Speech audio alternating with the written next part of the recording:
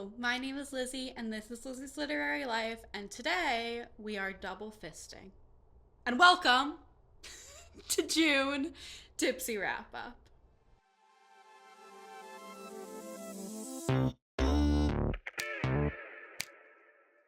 Okay, I was at the liquor store today, trying to decide what I wanted as my drink of choice for Tipsy Wrap Up, and I was drawn to the soju. I've had soju in Tipsy Wrap Up before. I thoroughly enjoy a strawberry soju, but I was like, what if I tried a new flavor? And then I couldn't decide between grapefruit and plum, and so I got both. And we're gonna taste test them together, and then I'm gonna talk about all the books that I read in June. June is the month we're talking about. In June. All the books I read in June.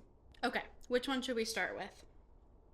I think I'm going to start with plum because it's the one I'm less sure about. I love a plum, but I feel like I don't have a lot of plum flavored things, whereas I love a grapefruit flavored drink. Like I love grapefruit juice. In my May Tipsy Wrap Up, we had the blood orange grapefruit concoction, which was really good. So I'm more confident about this one, so I'm going to start with this one. Okay.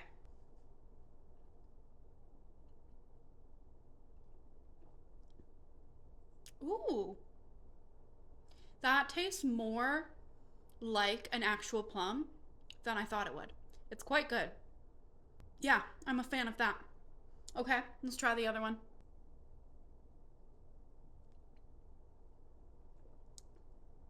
Oh, yeah. Oh, yeah. Yeah, I'm a fan of that. That's really good. I don't know which one I should have for the rest of this video. I think I'm gonna put the plum back in the fridge because I think that one would be even, like it would be better cold. It would be more better cold than this one would be better cold, if that makes sense. So I'm gonna drink this one right now, or like some of it. I'm gonna put this one in the fridge. I'm gonna drink a little bit more before I film the rest of this video because those were my first couple sips at all today, and I like to be a little bit tipsier for the beginning of Tipsy Wrap Up. So I'm gonna drink some of this. I'm gonna put this in the fridge, and we will come back to talk about some books. Welcome back. I've had this much of my grapefruit. I don't think I said in the intro, because I was so excited to try my drinks, that this is the thing I do every month where I drink a fun drink and talk about all the books that I read in the previous month, in case you didn't catch on to the whole, like, concept. And the first thing I do in these videos, besides taste my drink, is I talk about some non-bookish faves. And I don't feel like I have a ton of non-bookish faves this month. Wonderthon, the whole like concept and experience and community is definitely, I mean, that's a bookish thing, but it's a fave that is not a specific book. In other news of faves that are not a specific book but are still bookish, finishing hrcyed. I think I'm gonna get more into that later, but like I finished hrcyed. Sorry, the lighting is terrible. My laptop is right here. I finished hrcyed. We're gonna talk about it. What else? Okay, Love Island. I think I mentioned that in my last one. I actually don't know what I mentioned in my May Tipsy Wrap Up, because as of filming, I haven't posted it yet or edited it. But I did move the footage off my phone already, so I can't go back and look. So it's okay. But Love Island, I've been watching 5 nights a week and thoroughly enjoying. I don't think this season is as good as the last one, but I don't think it's a terrible season. I think the producers are making some mistakes, but in terms of like being too involved and like just kind of driving the bus too much, and like I think they don't quite have a feel for the vibe, but I'm still definitely enjoying myself. I feel like I haven't been listening to a lot of music lately, though I did go to a great concert in June. I went to see, and I think, but I'm not sure, I think I mentioned this band in my previous Tipsy Wrap Up, but if I don't remember, you don't remember. The headliner was Illuminati Hotties which is a great, very silly band name. And the two openers, there were three openers actually. Pond View, who I think are local to Hartford, where I saw this show. And then the two touring openers were Allie and Georgia Mack. And all four bands were great. Like, not all the same vibe, but like just great. And I had a really, really good time at that show, and it was a venue I hadn't been to before in Hartford, Connecticut. And I just had a great night. So that's my music fave. TV show fave, Love Island. And we're gonna go from there. Unless I can think of another thing that's a fave in 5. Well, apricots. Also, I need to put my phone on do not disturb, because it didn't used to do the buzz it didn't used to pick that up, but now it picks that up, so I need to put my phone in do not disturb. Apricots are a fave. I've been thoroughly enjoying getting and eating apricots. I wish there was apricot soju. The one I almost picked but didn't was peach, but no apricot. Let's keep it moving. Next up in these videos, we do our stats. And as you know, stats are serious business. So I must put my drink down and get my laptop shining on my face in a delightful way for my complexion, you know? I read 18 books in the month of June. So when we do our reviews, we're really going to have to go rapid fire, because 18 books is definitely my highest month this year by a margin. And that's because I was trying to finish hrcyed. I had 18 books left to finish hrcyed, and so I read 18 books. And that's just the situation. It was 5,804 pages, 94.47 audiobook hours. Oh, I didn't move to the side. That's okay. I will after this. I spent a total of 71.17 hours reading, 322 pages per book, average of 6.28 days per book. I was always reading multiple books at a time, as I always do. Average rating was 3.58, which is really not great, but it's okay. I finished hrcyed. I did it. Doesn't matter that I didn't like the book as well doing it. Though I did have, I think, 2 5 stars. We'll get to it. 200 pages per day and over 2 hours, 2.37 hours per day. So I was reading in June. I really was. Genres. I have a wide spread of genres. 4 contemporaries, 4 fantasy, 3 historical fiction, and a smattering of other things. The vast majority were adult books and 1 middle grade. Formats. I have all formats represented. I did, I guess, like 2/3 on, is that 2/3? No, that's more than 2/3. Whatever.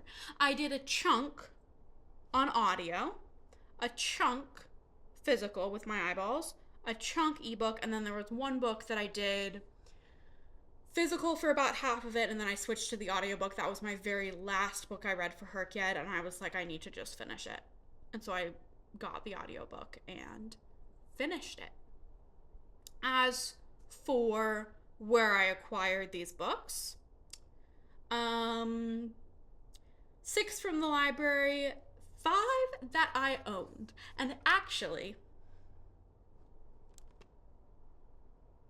that is an underestimate, because there were 5, right? 5, actually. Let me verify. What I was going to say is that there are a bunch that I owned, or several, a couple that I owned, that I actually got additionally the audiobook from the library. That is true. So there were 5 that I owned that I read physically, but there also were several that are counted in that library slice that I also owned, because the way that I actually consumed it in June was using the audiobook from my library, but I also owned a physical copy, and I hate to do that. Like, I really don't like doing that, but you gotta finish hrcyed. So, I did finish hrcyed. If you haven't said you're proud of me yet, go. Tell me you're proud of me, because it was not easy. And no, I am not doing hrcyed too. There were 3 books I got from Kindle Unlimited and 2 that I got from Everand. I had canceled Everand several months ago when they changed their structure, but I did get it again this month because there were a couple books that I just needed on audio that I didn't have access to, had holds, whatever, and Everand seemed like the best way to do that. And ratings. Okay, my average rating was not great, but this actually is pretty good. 5 4 stars, 3 whole 5-star books, and then some lower rated books. But like 3 5 stars is really good. What even were they? 2 of them I can think of right off. Oh, yeah. Was that in June? It must have been. Yep. 3 5-star books. We'll get into it.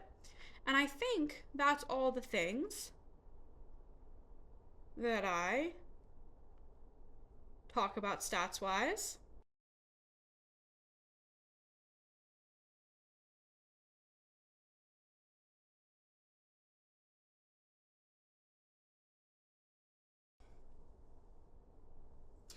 First up, we have Immaculate Conception by Ling Ling Huang. This is the author of Natural Beauty, which I have not read, but people loved. And this I read for my May release for hrcyed, so I finished it right at the beginning of June, before the 30-day cutoff. And I enjoyed it. I gave it 3.5 stars. It was really weird. I think I listened to it on audio. I gave it 3.5 stars. I don't think I really got it fully. I think maybe if I had read it with my eyeballs, I could have maybe loved it. But I kind of felt like, let me tell you what it's about first. It's about this art student who like has this like obsessive friendship, and there's also sci-fi stuff going on. See, the problem is I don't know how to describe it because there was too much going on. And I didn't feel like it really came to a point. Like each individual piece was like interesting and engaging and intriguing and fine, but it didn't all come together to have a message in a way that I was able to parse. And so I just was kind of confused. Not confused about any individual element, but confused about what the point was. And you don't want to leave a book saying what's the point. But it was well written, and I'm interested in reading Natural Beauty because that one people love. I haven't heard many reviews about this because it literally just came out. Though I think it was a Literally Dead book club pick for Books and Lala. That's a book club I never really participate in, but I did see that it was their pick, so maybe I'd watch the live show for that, just to like see what other people thought. But I thought it was just fine. It like had really interesting premise and concepts and ideas and didn't really stick to the landing. Okay, hurry up. Next up, I read Cursed Cocktails by S.L. Rowland. This was the book that the cocktail from my previous Tipsy Wrap Up was from. So this was for the hrcyed prompt of recipe in a book. Read the book, make the recipe. This was cute. I also gave it 3.5 stars. Mostly because I thought it was good and fine, but I didn't like really feel all that special about it.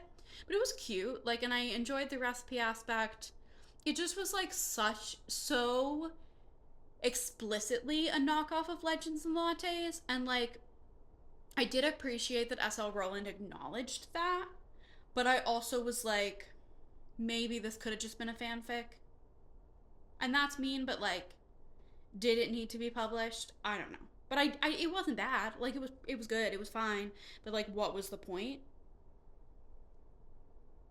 But I liked the recipes. It was fun. I enjoyed my reading experience, but it wasn't anything special. Especially because I've already read Legends and Lattes. So that concept was just like, okay, this has been done before, you know? It's about a man who moves to a town and starts a bar, a cocktail bar, with this guy he meets who's a bartender at... Same plot as Legends and Lattes, just cocktails instead of lattes. And gay instead of lesbian. Literally.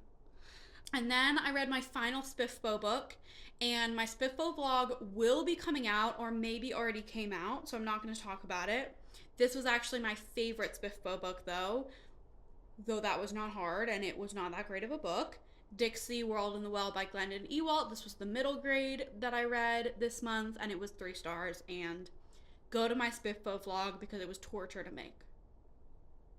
And then I read Wide Sargasso Sea by Jean Reese. I think that's how you say her name. This was one of my lowest rated books for hrcyed, and it was fine. It was 3.5 stars. This is like a fan fiction of a classic. It's a Jane Eyre fanfic, basically, but it has become kind of a classic in itself. It's about the Mr. Rochester's crazy wife in the attic and like her backstory, and I just thought it was fine. I don't really remember what I thought about it, so we're gonna move on. I gave it 3.5 stars. And then I read You Made a Fool of Death with Your Beauty by Akwaeke Emezi. And this one I read for Y in the Alphabet and one of the Queer Rainbow prompts by Pan, I think, by/Pan. But I think I picked it out for Y in the Alphabet and then was like, where else does it fit? Or maybe the other way around. I don't know. It was for those 2 prompts for hrcyed, and I loved it. I gave this 5 stars. I listened to the audiobook. I thought the audiobook was very well done. This is about an artist. She's an artist, but like you meet, like she's a young woman living in New York, and she meets this guy, and like what is the plot? I don't know. But she ends up going to like the Caribbean, a Caribbean island, I don't remember which one, with this other guy, and then shenanigans ensue. I don't know. I thought it was really well written. It like left an impression on me. Do I remember it that much? Not really, but like I really liked it at the time. It's about grief a little bit because our main character had lost her husband several years prior, and it's about like learning to love after losing someone. And it's about art too because she's an artist, and I thought it was really good. Moving on. Then I read Then She Was Gone by Lisa Jewell. This was one of my garage sale books for hrcyed, so I owned it, but I did listen to the audio from the library. I gave this 3 stars. It's a very standard thriller. Oh my gosh, I can't remember what any of these books are about. That's what happens when you read 18 books in a month. We're following this family. So this mom, her daughter had gone missing when she was like 12. And now, I think the synopsis is like, we're following the mom. Her daughter had gone missing. She starts her relationship, and her marriage fell apart after that. She starts a relationship with this man, and his daughter looks just like her daughter who was missing, but like the ages don't match up, basically.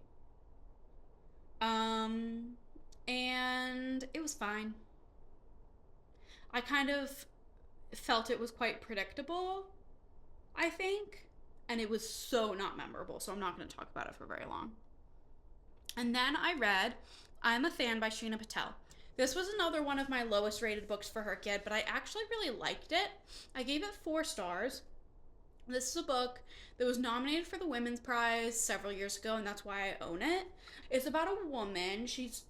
Our narrator is obsessed with this woman who is having an affair with a man who she's also having an affair with. It's all very convoluted, and none of them have names. It's all the man I want to be with and the woman I am obsessed with. I just thought it was really interesting narrative style, and I liked it. I would recommend it if you're into weird lit fic, but not if you're not into weird lit fic. And even if you are into weird lit fic, I would say only read it if you don't mind a book that goes nowhere. But I liked it. I did like it, despite the fact that it was weird and went nowhere. So take that as you will. Next up, I read The Humane Society for Creatures and Cryptids by Stephanie Gillis. Stephanie Gillis is also known as Q or QWERTY, and she is the creator of hrcyed. So I knew I had to read. I actually read another one of her books earlier on, I think was in the May wrap up. for Herkyed, but I wanted to read this one because this is her like big release. It was a finalist for SPIFBO this year, and it's been getting a lot of buzz. This is about these sisters, these three sisters who have a sanctuary, like a humane society for creatures and cryptids. Like they have a sanctuary for, like they've got Bigfoot, they've got saber wolves, they've got all these different cryptids and mystical creatures. And they have to hide that fact from the town that they live in. They live like up on a hill in the woods, but like these are teenagers, or the youngest one is a teenager, and they have to like go to school and go into the town and pretend. And so like everyone thinks they're like witches and weird, and they get a lot of hate, especially the one who's in high school. But they just have to keep their life a secret. And I thought it was cute. I thought it was fun. I gave it 3.5 stars. I thought the pacing was a little difficult at times, just in that it's really long. It's over 500 pages, and I felt like it kept coming to a place where it was like a climax, and I thought it was going to be over. And then it was not over. And I didn't necessarily want it to be over. I just felt like the pacing just was weird to me. So I gave it 3.5 stars. I also felt like there was a little bit of, like, the humor didn't quite land with me in certain places. It was a little bit too, like, quirky and weird in the writing. But I don't want to criticize it too much, because I think of every self-published book I've read for Herkyed, this was the best one. This or Cursed Cocktails, but, like, honestly, probably this one. So I did think it was quite good. Just wasn't great for me. Up next, I read We Gotta Move. The Christie Affair by Nina de Gramont. This was another one of my garage sale picks. It was one that I owned. I gave it 2.5 stars. It's about Agatha Christie. Like, because there's this whole thing about how Agatha Christie was missing for 8 days. Like, that's a real thing. There's been all of this speculation because no one knows what actually happened to her. This is more speculation of what happened to her in that time. It was fine. It was not that good. 2.5 stars. And then, oh my gosh. And then I read The Art of Cruelty by Maggie Nelson. This is a philosophy book. This was the last one of my garage sale books. It was really intense. I gave it 4 stars. I liked it. I would have liked to like study it in a class. I did annotate it with this pen right here. Like just like underline things that I liked and write in the margins and stuff, because I felt like I had to do something sort of academic with it, because it's a really academic book. Like it's a nonfiction philosophy book about cruelty in art, depictions of cruelty in art, and I thought there were a lot of really interesting ideas, but I also feel like a lot of it went over my head, just because I feel like it's the type of book that's meant to be really studied, and I had to read it kind of quickly. So I gave it 4 stars. I would like to revisit it and like really dive into the works of art that are talked about, but also like a lot of the works of art that were talked about, I was like, I would never want to see that. So I don't know if I would revisit it, but it was really interesting. I think Maggie Nelson is a really fantastic writer, and it was cool because I've read her fiction and her poetry before. I thought it was really cool to read a nonfiction from her about something that she's clearly very passionate about. Moving right along, I read The Bone Keeper by Luca Vest. This was another one for my lowest rated books on my physical TBR for Herkyed. I gave this 2 stars. It was bad. It's about a serial killer it's about there's like an urban legend of like the Bone Keeper, and then people start going missing and think it's the Bone Keeper and whatever. So predictable, not good. Moving on. Then I read Giovanni's Room by James Baldwin. This was for the questioning prompt on the Queer Rainbow, because I remember like asking in my group chat with my friends, like, what do I even read for this? Like, I don't know what I would read for this, and I think Martine suggested this because they had just read it, and it was good. I gave it 4 stars. I wish I had taken my time with it a little bit more. I definitely read parts of it while I was like really sleepy, and I feel like I didn't do it justice, but I did enjoy it. I didn't cry, unfortunately, though we'll get to a book where I cried later on. And it was good. It was good. It really was good. I would like to read it again. But that's all I'm going to say because I feel like it could have been a 5-star in a different time and place, but it wasn't at this time. It was just a 4-star. And then I read XOXY, a memoir by Kimberly Zieselman. This counted for X in the alphabet and intersex in the queer alphabet. I gave this 4 stars. This is a memoir by Kimberly Zieselman, who is an intersex woman. She basically was raised as a woman, had all these procedures that she basically she thought she had a hysterectomy when she was a teenager. She found out when she was like, I don't know, 35-ish. Like she found out when she was fully an adult and married and had adopted children, that she actually was born with XY chromosomes and internal testes that were then removed, and like all of this stuff that doctors never told her and never told her parents. And so she became this like huge intersex activist, or activist for intersex rights, and like for informed consent with surgeries on intersex kids, and all of this stuff. And it was really powerful. I did cry at one moment. There were parts of it at the end where it was like I really enjoyed the parts that were her personal story. Like I really appreciated those parts, and I appreciated the parts of her like where she was talking about the beginning of her activist journey and her like really coming to terms with her identity and finding a community within like groups of intersex people. But then at the end there were parts of it that really dragged, where she was just like kind of counting her accomplishments, and like great, you have every right to do that if you have so many accomplishments, but I was like, okay, this is kind of boring at the very end. But so I gave it 4 stars. It wasn't perfect, but I thought it was a really good memoir and really interesting, and definitely stuff that I like knew about but didn't know a lot of details about. And it was cool to hear a very specific individual story. And I think we are looking to read a book about an intersex person, like especially in nonfiction. This was a really good one. It was very informative, very interesting, and very well written. So enjoy. Also, if you ever need a book that starts with the letter X. And then I read Paul Takes the Form of a Mortal Girl by Andrea Lawler, which is roughly an Orlando retelling, Orlando by Virginia Woolf. So I read this for the retelling part of the classic and a retelling for hrcyed. All of these books were for hrcyed. You get the point. This is like very loosely inspired by Orlando, so it's like maybe a stretch, but I'm saying it counts because I did find a place where Andrea Lawler said that she was inspired by Orlando. This is a really weird book. It's about like a shapeshifter. Like basically this guy, Paul, can shapeshift his gender and really plays with that, and it's set in the 90s.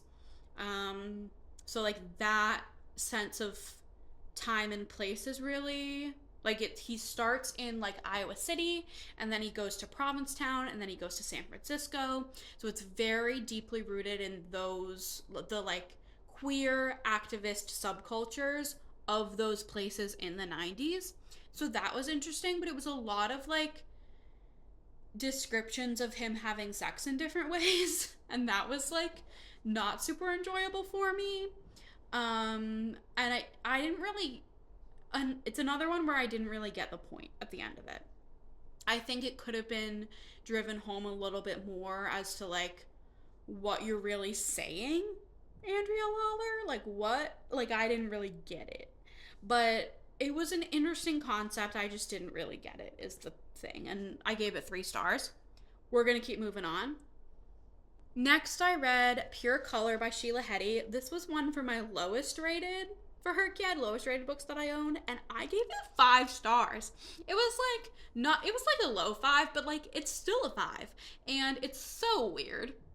So weird. Another one that like only take this as a recommendation if you're into weird lit fic, and even then take it with a grain of salt. I don't know how to synopsize it because first of all, very little happens. And second of all, very little happens. And like there's one thing that happens that I feel like it does like convey the vibe, but I don't know if it's a spoiler or not. I'm just gonna say it, and if you don't want to hear it, skip ahead like 10 seconds. The main character turns into a leaf. So we have this whole middle section of the book narrated from this perspective of a leaf. And I thought it was great. I thought the writing was beautiful. I thought it had a lot to say about human connection. And also, I just enjoyed how weird it was. Like, I love a weird book. And I love a book that plays with narrative form, as you know. And so I really liked it. I really liked it. So, not going to be a favorite. Not going to be my top favorite of the year. But I did really enjoy it enough to be like, yeah, 5 stars for this weird ass book. And then I read another 5-star book. And this one actually might be a favorite of the year. Definitely going to be a favorite of the year. Maybe the favorite of the year. Definitely favorite of the year so far. That was Atmosphere by Taylor Jenkins Reid. Taylor Jenkins Reid can write a book. Like, I know she's so popular, but she can write a book. And I have literally never cried as hard at a book as I cried at this book. Like, my fiance thought someone had died. Like, that's the level to which I was sobbing. I'm gonna reenact it for you. I was listening to the audiobook. The audiobook was excellent, by the way. The narrator did a really fantastic job. I was sitting here on this couch, because I'm always sitting on this couch. This is where I live my life. And I was listening to the audiobook, and I was not, usually when I'm listening to an audiobook, I'm doing something. I'm knitting, I'm crocheting, I'm like doing tasks. I cannot just sit and listen. But this book, at the end of this book, I was just sitting and listening, and I was hugging this pillow, and I was going. And that is how I feel about Atmosphere by Taylor Jenkins Reid. This is a book about a woman. It's set in the 80s. It's about a woman who becomes an astronaut, one of the first female astronauts in the US. Not a real true story, but Taylor Jenkins Reid clearly did her research about what it means, what like astronaut training is like. We follow her through training, and it kind of jumps back and forth in time a little bit. I don't really know what's in the synopsis, but just know this book made me sob. Wow, 5 stars. Okay, we have 2 more. The second to last book I read in June was Summer by Allie Smith. This is the final book in the seasonal quartet. I read it for the seasons. I read all of the seasonal quartet for the seasons prompt for hrcyed. These are weird also. They're weird lit fic, but I really enjoy them. I gave this one 4 stars. It was not my favorite. Like, my favorite is still Winter, I think. This was maybe, I think it goes Winter, and then like Autumn and Summer are pretty much on par, and then Spring I think was my least favorite, but also they could definitely switch around. I liked that this one brought all our characters together a little bit, because Autumn, Winter, and Spring all followed, like, were completely separate stories basically, and Summer like brought them together in little ways. I liked the characters in this one, and I love Allie Smith's writing. I love the weird lit thickness, as you know. And I am looking forward to reading more Allie Smith, actually. Now that this series is over, I'm like, I just need to read more Allie Smith. And finally, the final book that I read in June, and the final book I read for hrcyed, was The Book of Love by Kelly Link. This was my local author pick. Kelly Link is local to me. She actually owns a bookstore in like basically the next town over to me, and I bought this book at her bookstore. She was not working that day. I didn't buy it directly from her, but like I bought it from the bookstore that she owns, which is pretty cool. I think very in the spirit of the prompt. Unfortunately, I didn't like it. I gave it 2 stars. It was really long, over 600 pages, and just went on and didn't make any sense. It's a weird fantasy, not weird lit fic, weird fantasy. Basically like these 4 like teens or like young adults die and come back to life, and then they're like going on this like sort of quest, but not like a travel-y quest, just like a very meandery emotional quest. I don't really know. They're doing these tasks sort of to try to like stay in the real world and not die again. I really didn't get it or like it. Sorry. And that's all the books I read in June, and I finished hrcyed, and I'm never doing it again. And thank you for being here, and thank you for saying you're proud of me. And if you haven't said it yet, go. Tell me you're proud of me. I'm waiting. The comments are right there. Okay. I've talked for long enough. I've had enough soju for the night, and you have already commented down below. But if you have something else to say, you can comment twice. I'll allow it. I'll allow it. And like this video, subscribe to my channel, and I will see you in the next one, coming very soon. Bye.